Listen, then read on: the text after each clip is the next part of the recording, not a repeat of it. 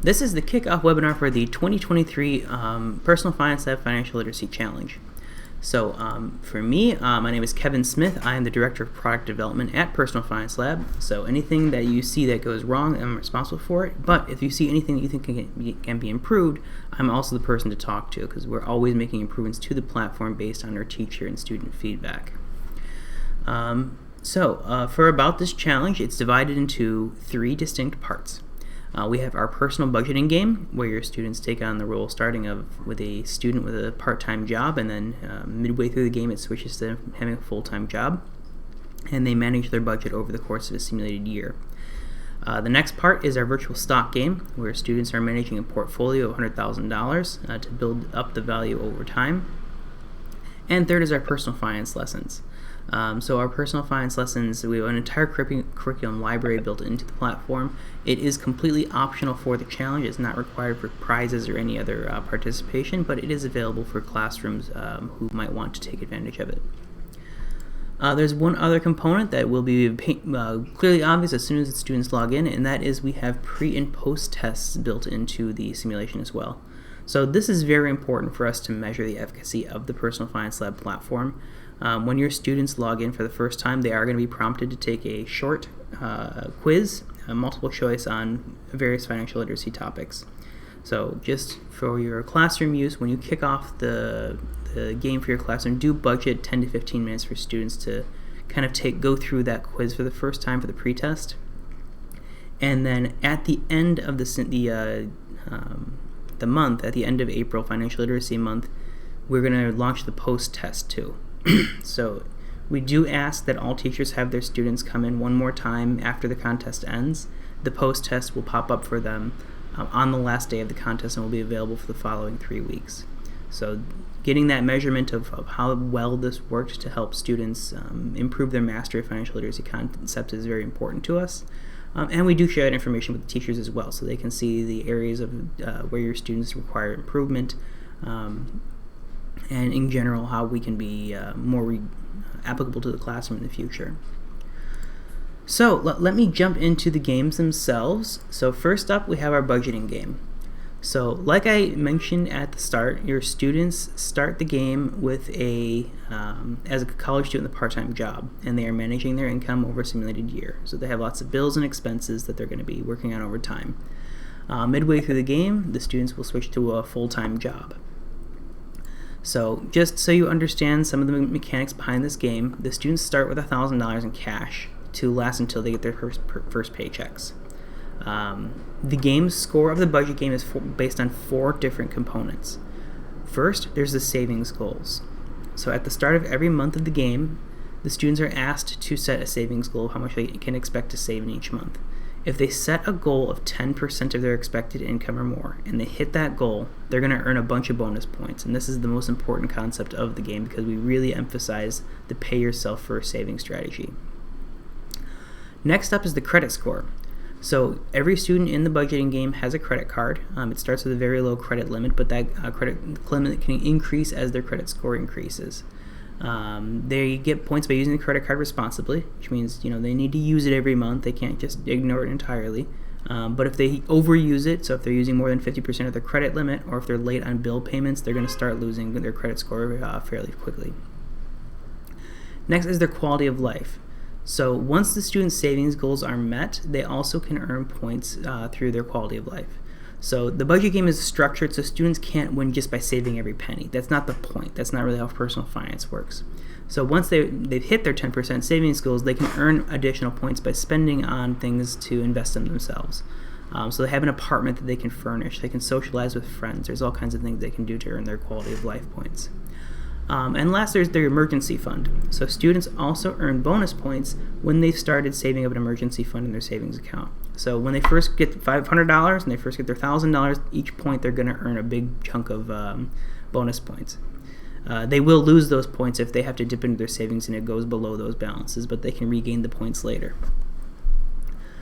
So for the first 6 months of the game, I mentioned this, the students have a part-time job and they have a weekly paycheck. The students share an apartment with roommates, which means that their bills are reduced. They have a part-time job, so they wouldn't be able to afford to live on their own. And as part of the game, we have what are called our weekend choices, and one of the choices they have is called study. That will help them increase their post-graduation income if they have really good grades. For the last 6 months of the game, the student has graduated from school, and now they're entering the workforce. So they have a full-time job, and they're paid bi-weekly. They also have their own apartment, which means their bills are higher, and they have new bills that are added to the game to pay back student loans and for new health insurance. Previously, they didn't have student loans to pay when they were in school, and their health insurance was covered either by their parents or their school, so those weren't included until they entered the full-time workforce. And the students, instead of being able to study, they had the opportunity to conduct professional development exercises to earn a raise at work. So let me pull up the budgeting game. I'm going to go through a couple rounds really quick just to give you an idea of how this works. So let me pull up my budgeting game here. This is my test account, so it's actually a longer game than what we're doing. The FinLit Challenge is 18 months. We're starting the month, and the students will all choose where they want to live. This is another case of quality of life points. As students choose more expensive apartments to rent, they would get more quality of life points for the expensive ones than the cheap ones, but of course the cheap ones are going to be a lot easier for them to hit their savings goals, so there's kind of a trade-off they need to worry about. They do have the option to move later, but it does cost them a moving fee. They also choose their TV and internet bill. They also choose their cell phone plan. All of these are options that will impact their quality of life throughout the game, and last but not least, the grocery plan. So the last thing, the grocery plan, this is the only one they can change every month. It doesn't cost them anything because they're just changing what they're going to buy. The other ones have like a contract breakage fee, things like that. So students progress through the game by clicking this die, and they'll move forward half a day for every number on the die. So if I roll a 6, I'll move forward 3 days. So I'm going to roll it here, and I'm actually going to start the month now by setting my monthly budget. So first, it's going to show me how much income I'm expected to earn this week. And you can see here I'm paid weekly. I have a different number of hours each week that I'm being paid at my job. So because I have 600 times 4 plus 288 is, I'm expecting to get 26800 for my job. So when you're a part-time worker, the students are working at a cafe, and so they're going to be earning some tips on top of that. We have it said they're going to about 10% of their income will come from tips, and then we do reduce their taxes, and the students can see all their withholdings on their paycheck. So now that I know how much I'm going to earn, it verifies that what I put in is correct. I can see the expenses I'm going to be getting for this month. So anything I'm carrying forward from the previous month, the bills that I know I'm going to get, on top of the bills I was able to choose, there's some additional ones. Like I have a car payment, I have car insurance payments, I have an electricity bill that'll come up. And I also have a gas bill because I need to pay for my commute. So I need to set this, and I just happen to know that on average these other unexpected expenses, that's the big one that we're trying to get them to plan. I happen to know that on average students will have about $500 in other stuff in the month they're going to have to pay for. And one of the learning points of the game is seeing how all those other random events that happen through life can really impact your budget. Next, I need to set my savings goal. And like I said, setting and hitting this savings goal is a very important part of the budgeting game. So I can actually see this month, I have actually a pretty big expected surplus. I have a lot of income, I don't have that many expenses.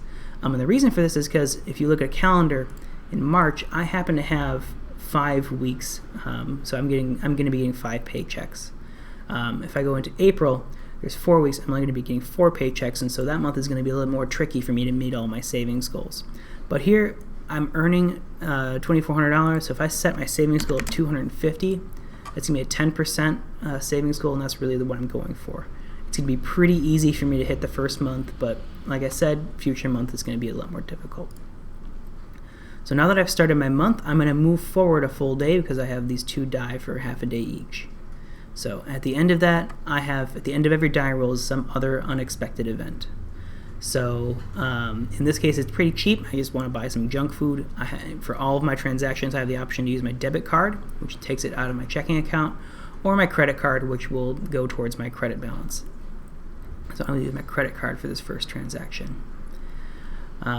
As I move forward through the month, you can also see that I'm getting bills issued as I progress. So the bills that I have are issued towards the beginning of the month, my rent bill, all my other bills, and I have until the end of the month to pay them. So It's also the first Friday, so I got my first paycheck. So you can see here, I have my earnings, I have all my holdings spelled out, and then I can deposit this straight into my checking account.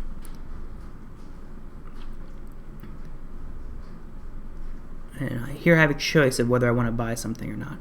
And actually in this case, for a hand mixer, this is something that actually, if I choose to buy this, I can actually see this later in my apartment. I'll show you that in a second here, but I'm going to skip it for now. Every weekend, students are also prompted with how they want to spend their time. And this is another thing that can matter a lot with how the game plays out. They have the option to work extra hours, which will launch a mini game, which will allow them to earn extra income. The extra income they earn will appear in their next paycheck. They can socialize with friends, which is a really good way to build up their quality of life points. They can do household chores. Most of the household chores are things like clipping coupons or meal planning, which are going to save them money on their bills towards the end of the month. And I can study. So study doesn't have an immediate impact, but when I switch to the full-time mode, that will actually increase the, if I study a lot, it can increase the starting wage I have in my job. And if students neglect any of these for too long, they get penalized for it. So for example, if I never study, eventually I'm going to start failing my classes and I'm going to have to hire a tutor. So I'm just going to study for now. And it looks like I was able to borrow a book, so this actually gives me a refund, which is a pretty nice bonus. Now you can see here, as I've been going through these days, my bills are getting issued that are due at the end of the month. And I can see them over here. I have the option to pay this with my debit card or my checking account or credit card, just like my other transactions. I'm going to pay my full $400 in rent. Now, other things that the students can do in here is having to do with the apartment. So I mentioned that a little bit earlier. At the end of every month, we kind of prompt students to visit their apartment, but they can also visit at any time. The apartment they have, the layout, the way it looks, kind of depends on what they chose for how they want to rent. And the way it works is that you're going to start out with some pretty crappy stuff. So I have a bed just on rails. I have a couple folding tables for my house. I have cinder blocks or a TV stand. But I can go in here and I can buy new things. So let's say in my bathroom I want to buy a new shower curtain. It's $12. It's not much. The students can see it, and that does impact my quality of life points. From the budget game rankings page, students can also visit each other's apartments, and so they can see how that they are building up over time compared to the rest of their students. Which students are focusing more on are overspending and trying to really trick out their apartment, but they're not hitting their savings goals, and they can see how that impacts their class rankings. So that all comes together to make it a lot more engaging, a lot more tangible for students of how this stuff kind of adds together. So next up, I'm going to talk about the stock game. So the stock game is a real-time stock game where students will be investing and building a portfolio over the course of the Financial Literacy Month. So just for the stock game rules for students to know, the rankings of the stock game is based on the total percent return of the student's portfolio. It is not just based on cash. Now, normally that doesn't matter, but with our stock game, the way we have it is we try to make it a little bit more realistic, like a student is building a retirement account where money is being added over time that they need to reinvest, which means that every week of the game, they're going to get an additional $1,000 deposited into their account. So over the 4 weeks of the game, that means they're going to be another $4,000 added to students' accounts. And so if a teacher registers late, their students aren't going to have that they might miss a week, which is fine because it's based on the total percent return. So that the extra money that's being deposited into their account gets canceled out when we do the rankings. 9 times out of 10 it won't matter, but that can cause a little bit of confusion. Students can trade U.S. stocks, ETFs, mutual funds, and bonds.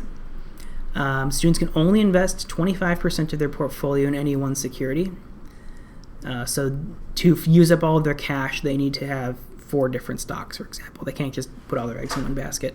We do allow short selling, day trading, margin trading, so students can even borrow money and they'll pay an interest rate on that borrowed money.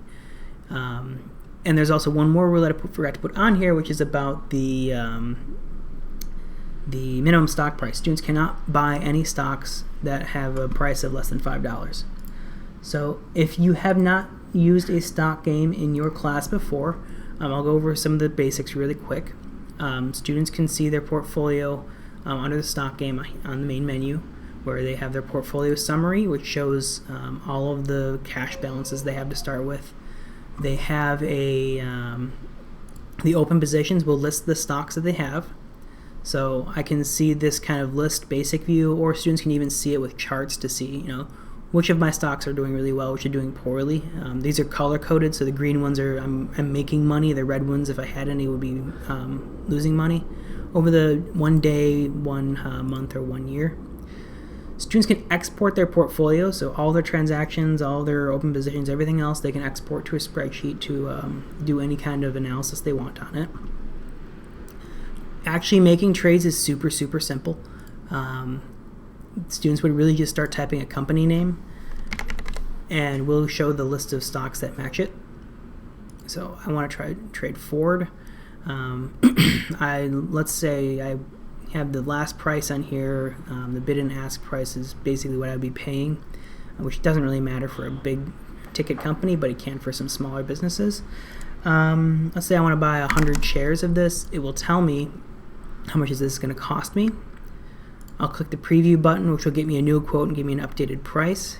And then students are also required to put a trade note as well. Why are they trading this stock? They need to give some rationale, and you as the teacher can see this information later. So we really try to discourage students from kind of picking willy-nilly. We try to get them to actually think about what they're doing here. Built into the trading page as well, let me refresh this actually. When students put in a symbol, we have a bunch of research tools that pop up down here as well. Who is this company? What do they do? News stories mentioning this company. What's Wall Street saying about this business? They can get the historical prices for any stock going back all the way to its IPO. So if this is Ford, so I can go back 100 years and get all their historical prices. They can even get the company's financial statements. So the income statement, balance sheet, cash flow statement, annually, quarterly, going back 20 years. And there's even a detailed quote, which pulls a little bit more information like the EPS, the PE ratios, some other things that if you're teaching an investing class, those might be a little bit more applicable. Besides just being in the trading page as well, the students can access the research tools here too. So, some schools would, use Yahoo Finance, or some schools that are trading might even use a Bloomberg terminal. But students can do all of their research right from within PFinLab. We have a stock screener as well to help students get some trading ideas. For mutual funds, they can see what is in each mutual fund, how the fund is performing, things like that. For accounting classes, we have the key financial ratios are broken down in here. There's really a lot of information to help students do their research for investing. Depending on your class and how much you actually focus on investing, your students might really get into this, or they might not look at it at all. Regardless of what you do for your particular class, we do have tutorial videos built in here which lay out how all this stuff works for students. How do you use the research tools? How do you actually place your stock trades? How do you trade a mutual fund? All that kind of stuff. So we really make it easy for you to implement this for your classroom. Once the students have started building their portfolio, they'll be able to see each other's performance on the rankings page here. I also mentioned there's a rankings page for the budget game. They're separate, so the students will see their stock game rankings and their budget game rankings in two different places. For prizes of the FinLit Challenge, we do give the prizes independently for the budget game rankings and the stock game rankings. And the teachers of some of the top performing schools will also, we have prizes for them for Staples gift cards. Next up, as part of the simulation, we have some optional lessons and certificates. So these really are not required. They're completely supplemental, and you don't need to use them for your classes if you don't want to. But when students log in, they'll be able to see on their dashboard that they have a financial literacy lessons built in here. And there's lots and lots of stuff in here. There's financial literacy, there's investing, there's personal finance, there's all kinds of stuff. I think there's about 70 total financial literacy lessons, and then about 100 shorter investing lessons that students can go through. And we had this set up where students can actually earn certificates based on these the lesson content if they so choose to go through it. So if students complete the entire personal finance series of lessons and they complete the budget game, they can earn our financial literacy certification. If students participate in the stock game and they complete our Investing 101 curriculum, they will earn an Investing 101 certificate as well. So both of these are available, and students can download these as soon as they've earned them. They'll be building their progress for this even after the main contest ends. So let's say the stock game is over, but the student still wants to go through those Investing 101 lessons. It's going to be available all the way through the summer, so students can keep logging in, they can keep finishing those, and then when they finish it, they can download their certificate. And it is available on their dashboard, so I have a screenshot here showing on the student's dashboard where they would find their certificate. And there's also badges. So the certificates take a long and complicated time to earn, but students can also earn badges throughout the games as they play. So on my previous test account I was showing you before, you can see I have this badge I've earned. And if a student clicks on another student's badge, they can see all of the badges another student earned. And these are earned by progressing certain points through the budget game, taking certain actions in the budget game. So like some of those weekend actions, if I do them a lot, I'll earn a badge for it. As I'm trading in my portfolio, I'm going to get badges for that as well. And students can choose which ones they want to show off on the rankings page.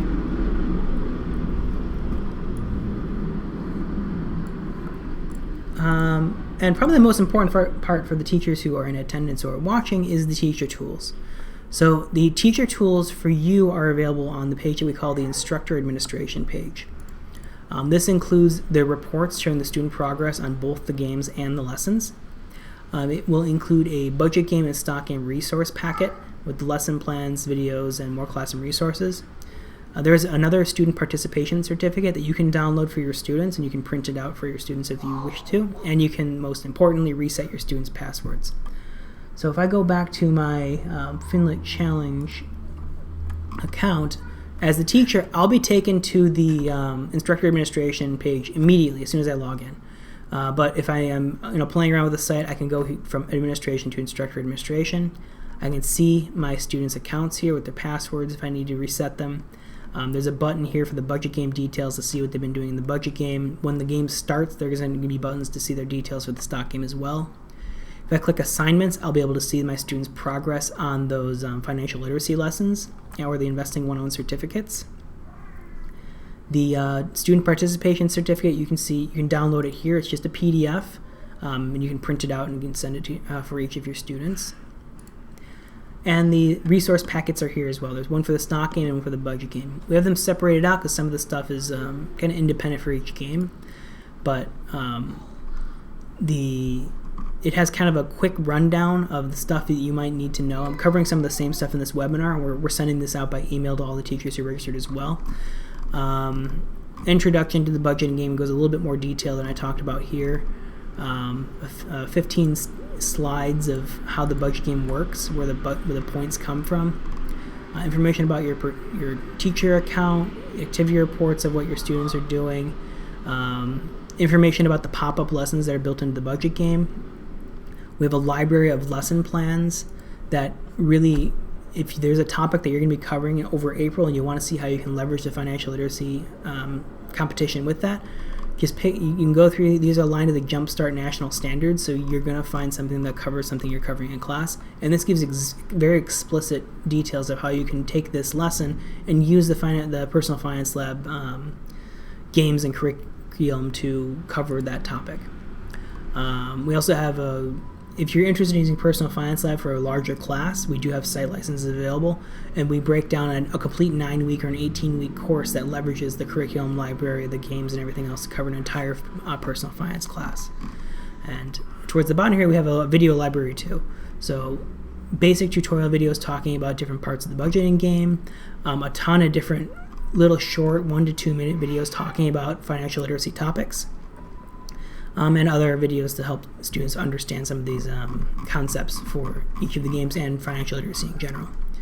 So we have a packet available both the budgeting game and the stock game. So depending on which part you want to focus on, or both for your class, you can go through them in here. We are almost out of time, which is good because I'm almost out of presentation. So if you want to learn more about this, just our main website is a good place to start. You can contact us at sales@personalfinancelab.com as well. The teachers who've already registered should have gotten an email once every day outlining some of the stuff they need to know about the financial literacy competition. With, the teacher packets are in there, more onboarding stuff for students are in there, and starting next week, we're also going to be sending out some additional resources to help keep your students engaged as the competition goes on. So that's it from me. Do we have any questions?